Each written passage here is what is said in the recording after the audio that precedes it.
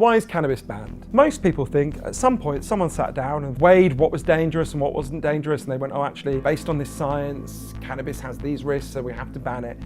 That did not happen. That never happened. The reason why cannabis was banned was actually imposed on the world by the United States, led by a man called Hari Anslinger, and he took over the Department of Alcohol Prohibition just as alcohol prohibition was ending. So they've had this big war on alcohol, it's obviously been a total shit show, and he has this big department that's about to be shut down.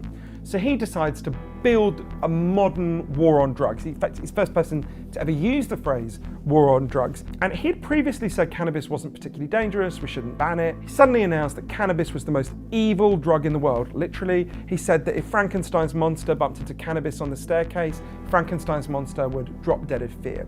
And he ordered his agents to go all over the country and find evidence that cannabis was evil.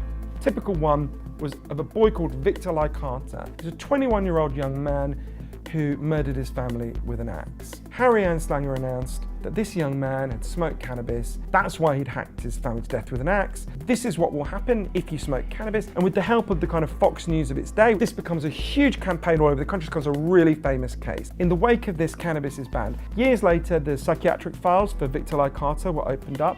Turned out he hadn't even smoked cannabis. The origins of the ban on cannabis are in a mixture of a kind of racist hysteria. There was a belief that African Americans were using cannabis and forgetting their place, and as Hari Anslinger put it, impregnating white girls, which was his worst nightmare, and these kind of scare stories and hysterias. But of course that ban is in much of the world still standing. Hari Anslinger uses the power of the United States to impose this ban on the whole world. So for example, at the United Nations, the US was trying to force every country to ban cannabis, and the representative from Thailand kind of argued with Hari Anslinger and said, I don't think this is a good idea.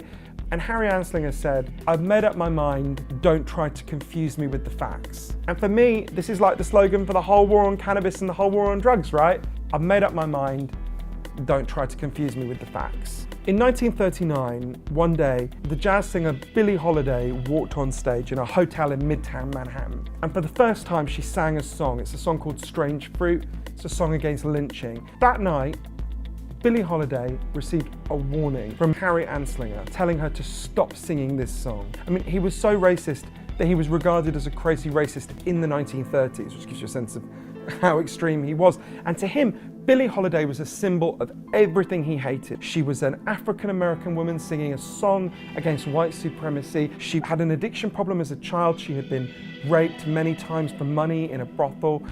She was trying to deal with the horrific pain and trauma that caused by using a lot of alcohol and heroin and other drugs. And when Billie Holiday got this instruction to stop singing Strange Fruit, she effectively said, fuck you, I'm an American citizen, I'll sing what I want. At that point, Hari Anslinger resolved to destroy her. They arrest Billie Holiday, they put her on trial. She's sent to prison for 18 months. But what happened next is even more cruel. To sing anywhere where alcohol was served, you needed to have what was called a cabaret performer's license.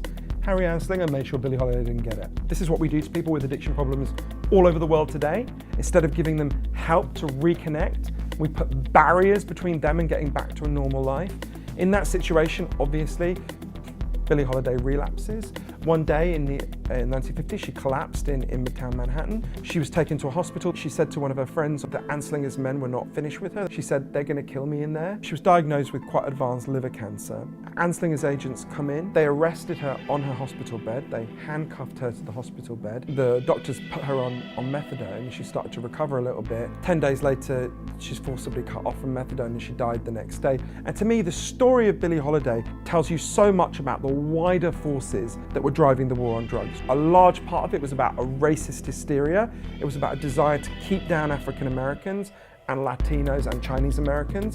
It's still that today. African Americans are no more likely to use drugs than any other ethnic group. They are far more likely to be arrested and imprisoned for it. It tells you about what we do to people with addiction problems. Instead of helping them and loving them, we shame them, punish them, put barriers between them having a normal life and doing the things they love, making them much more likely to die of their addictions. What the story of Billie Holiday shows is the way out of this is partly to dismantle this toxic war, which is based on so many depraved and sick ideas that we have tried for so long. And I think what we need to do is stop listening to and following Hari Anslinger and start listening to and following Billie Holiday. Black bodies swinging in the southern breeze, strange fruit hanging from the poplar trees.